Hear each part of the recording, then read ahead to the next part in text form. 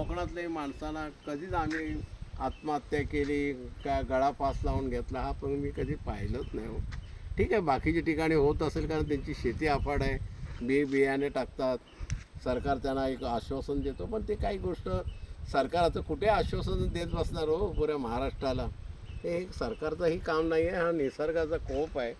कोकणातले म्हणतात ना एक संतांची भूमी आहे, एक म्हणतात ना की इथे पावलेले सर्व परशुरामाचं मंदिर आहे, किती अशी देवस्थान आहे, आमची नवलाई आहे, आमचा लक्ष्मी केशव आहे, असे अफाट देव इथे आमचे वास्तवता करतायत आणि ह्या कोकणवासींच्या पाठीशी उभे राहत आहेत.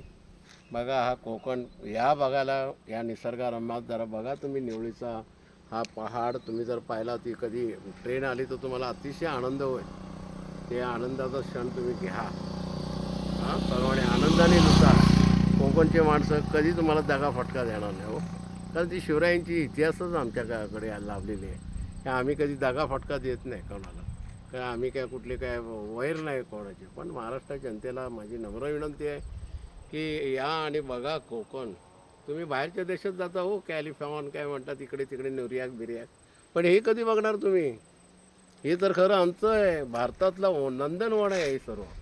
काश्मीरला नाही जातात हो, पण आता बघितलं काश्मीरचे दहशतवादी लोकांनीच हे वर केलं, पण कोकणातल्या माणसाला कधी सांगायचीच गरज नाही हो. अडला नडला पडला तरी आमचे कोकणचे माणसं धावतात लगेच. कुठेही काय ॲक्सिडेंट हो, कुठेही काय प्रॉब्लेम हो, आजारी हो, कोकणचे माणसं कधी बघत नसतात, हे प्रत्येक वेळी मदत करत असतात. जय हिंद, जय महाराष्ट्र.